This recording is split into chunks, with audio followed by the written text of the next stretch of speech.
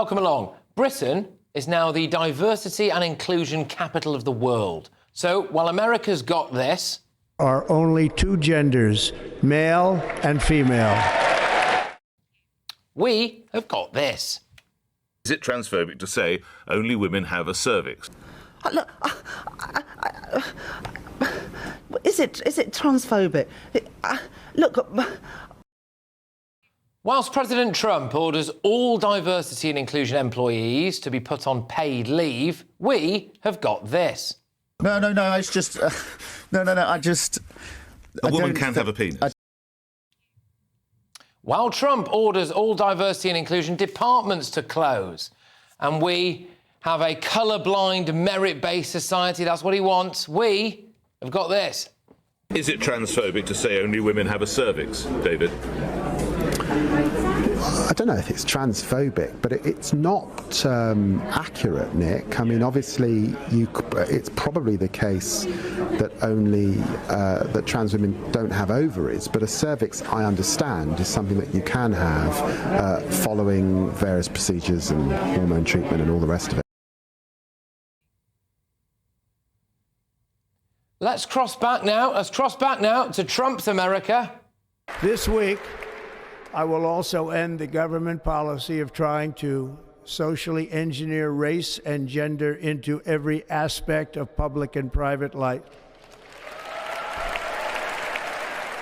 And back we come to Britain, where today MPs decided to discuss whether we should have more female footballers on birthday cards.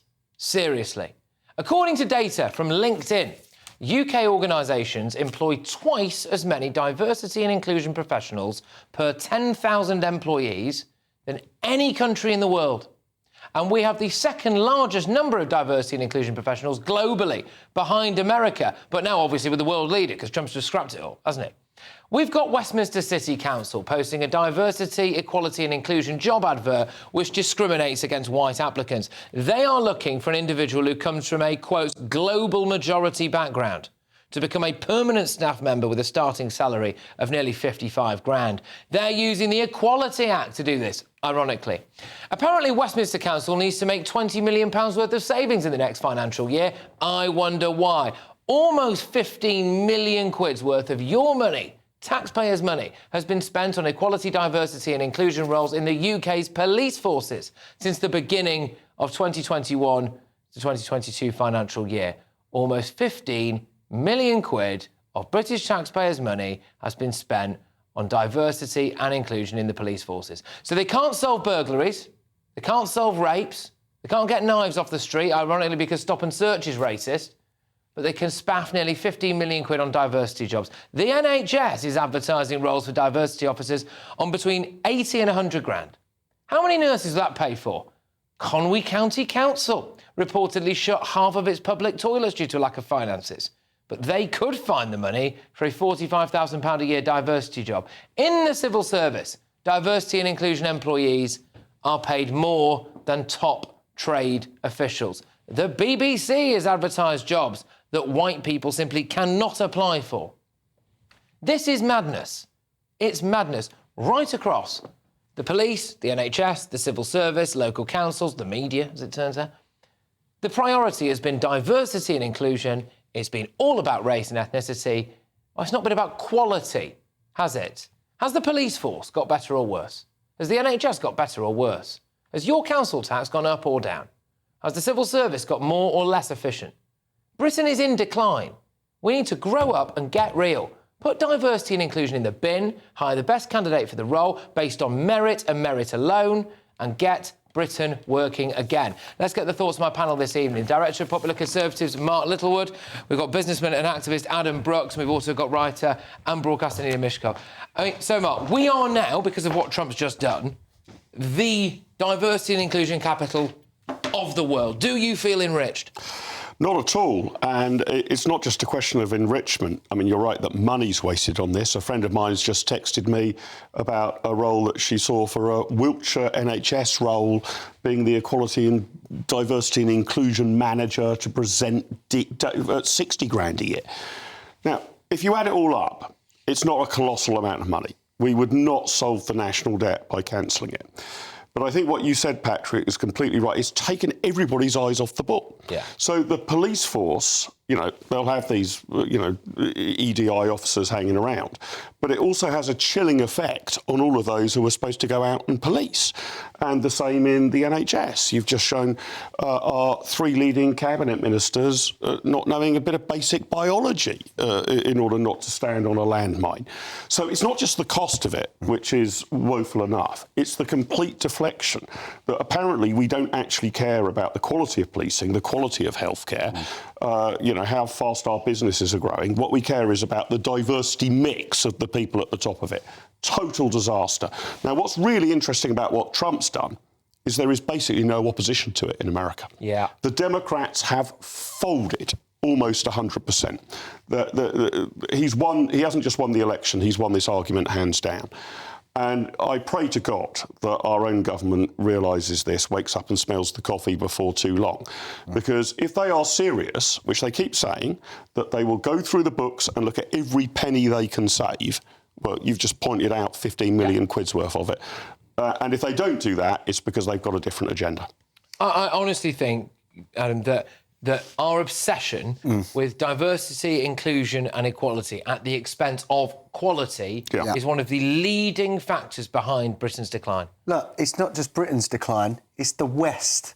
We have weakened ourselves to this virtual signalling nonsense. Where we've got the armed forces having to go along with this. That's putting national security at risk. You say the NHS, patients at risk, the police, they're weak enough. I look Why at are patients being put at risk? Excuse me. The Can I best ask you? person should be given the job, How not do you because they know? tick a box. How do you know that? Well, I was asked Nina adverts. before I went for a CAT scan about whether I might be pregnant. Yeah. Now, that only took a minute of time. Well, that is idiotic. But you would clearly... That's still a minute of time wasted because of some mad diversity directive. That is idiotic. But you talked about the police, and of course, the police were decimated under the Tories. The numbers were slashed. The point being, if you have a diversity officer within the police, what you're trying to do is to get more police officers who look like many of the young people who are likely to send away for knives. So they're more likely. They're more. What they look like. No, want because them to they're do more. their job, Nina. They can do their job, but if you can have community policing, and if you have community policing where the policemen look like the communities. Westminster Council, so Westminster Council is my council. I live under the jurisdiction of Westminster Council, right? So how is my life going to be bettered by the fact that we have someone from the, quotes, global majority working in an admin role in Westminster Council on 45 grand a year, 55 grand a year, actually? How does that better? It doesn't. What practical purpose does that serve, do you think? It might not help you, but it might help an awful lot of other people who are looking for inclusion, who are looking for a more diverse society and a fairer society, because a lot of this started because it was unfair, and the system is still unfair. Well, how about the best person for the job? Okay, the best gets person. it? But when I started working as a woman, I was completely discriminated against. I was not allowed to join the pension scheme. I was paid 2/3 of what the bloke sitting next to me was paid, and only through sheer real fight and legal processes did that change. But what's changed since the 1960s, when with Martin Luther King. And those, especially in America, were pointing out there was effectively a kind of soft, in some cases hard apartheid in America until the 1960s, is we should judge people by the content of their character, not the colour of their skin. I agree. That was Martin Luther King's rallying cry. Weirdly enough now, it seems to be the right of centre who are the Martin Luther King supporters, that you should be judged by the content of your character, and actually the lefties who think that you should be judged by the colour of your skin. No, that if you're from some particular racial background, you're better to do the filing. No, And I'll tell you why that is. It's unbelievable. The left, and especially the Labour Party, believe they own ethnic minorities and the BANS communities. They believe... Why do you say that? That's because such a they do ridiculous that. thing to say. No, it's not. What do you mean they own them? The Labour Party think that those communities must vote Labour. No, nobody Yes, thinks. they do. No, they do not. I think, Jeremy Corbyn even said it in 2019. something Jeremy along those Corbyn lines is as well. gone, dead and Look, buried politically. Let's not even think that's a Nina, long time ago. this The Labour woke Party has nonsense. changed a great deal. The way I see this Labour Party going, and people like Keir Starmer, and Rachel Reeves can't even say what a woman is. I wouldn't be surprised in 5 years if I have to have a trans barman or a barmaid, in my pub. It's crazy, and I look at America and I'm jealous. I wish I was living there right now. Nina, can I just say one thing? Anecdotally, right? I had a bloke stop me on the tube today, and he said to me, "Oh, it's great, isn't it?" And I said, "What is?" And he said, "Trump." The first words out of Trump's mouth was something like, "The golden age of America awaits. I have been saved by God to make America great again." Now you can say, "All right, maybe that's for you. That's just guff." But it's optimism. Then he goes, "No more blokes in women's changing rooms. You will get a job now based on merit and merit alone." What's wrong with that? But jobs are given on merit. They are. You haven't seen the adverts, clearly. We've got the army of adverts where white people can't apply. Or the NHS. We've seen it with our own eyes, Nina. Example was to strongly encourage a person of a particular race to go for that job. It's feasible a white person could get it, but very unlikely. Could be no more explicit in the advertisement we don't want that to your give it race was a defining aspect of getting this job, which was filing the accounts in somewhere or other. No Westminster Council taxpayer gives a damn whether the person doing that is black, white, tall, short, gay, straight, or anything else. It should be based on merit, and it wasn't. It was based on race. Go on, Nina. Go on. The thing is, life has been very, very unfair. It is not balanced. 3.6% of whites are out of work. 13.9% of non-whites are out of work. That is an imbalance, surely. 1 in 12 people in London are here illegally, but that sounds of things as well. We just broke that story earlier on, but you're now quoting stats tonight, a bit like Adam's quoted them about different groups doing different things. No. Look, if there's a particular racial community or ethnic community or religious community that's not getting on in the world, let's address that. Let's make sure that they work harder, train harder. Well, exactly.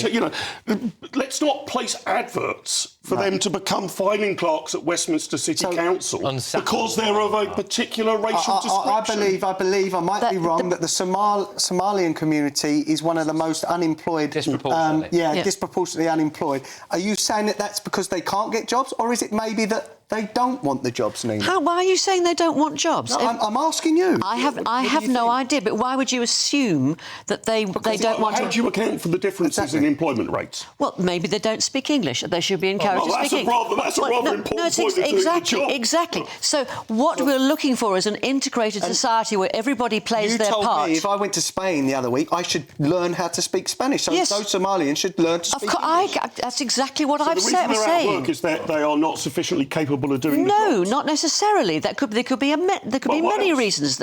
There could be many. I don't know why they're out of. But I'm not just saying. So you're not 13.9% is Somali. It's not on every council to assist them. They do need. We do need to assist people to integrate, to learn the language, to play their part, to work hard and pay taxes and be part of society. I was a resident of Conwy in Wales, and I'd seen 45%, I think it was, of my public toilets closing due to a lack of funds and goodness knows whatever else. And there's probably a few potholes that haven't been filled in and all of that stuff. And I saw an advert for a diversity and inclusion officer on 45 grand a year. I would be questioning, the next time my council tax went up, I would be questioning where that money was going. And this is the kind of stuff that Trump has just come out and stone dead. Killing at. We are stopping that. Yep. Why can't we just do that? And America will be so productive within the next 2 years because of that, because they will have workers that are genuinely there to be the best and not aren't to they doing that anyway? Aren't they there anyway? Aren't they genuinely the best they've got anyway? Not here, no. I mean, you're talking about America. How can it change? His vote went up amongst the black population and the Hispanic vote. Exactly. He was appealing across the board. And whenever someone who is an ethnic minority, who I should rephrase that, who happens to be an ethnic minority, goes and gets a job in whatever position, every single person will unequivocally be able to say, you've got that on merit. Exactly. You have not got that off the basis of some box-ticking exercise. And I do wonder whether or not people might appreciate that. Anyway, look, another lively start, so thank you very much. Now, Westminster City Council have been on. They've told GB News Westminster City Council's recruitment policies are industry standard, entirely consistent with UK employment law, and have been in place for a number of years. In keeping with many public sector and private companies, we are committed to ensuring global majority candidates can compete for a range of roles and actively promote ourselves as an employer committed to equality and inclusion. Can I just suggest, if you're going to simultaneously use the phrase global majority... You're woke. Right, well, yeah, you are, but also, does that not make white people the global minority? Yes. And then in that case, if we're looking at it globally, then, should you not have jobs only available to white people? Anyway, they've gone on. This role will be offered in open and fair competition, as is every other role advertised by the council.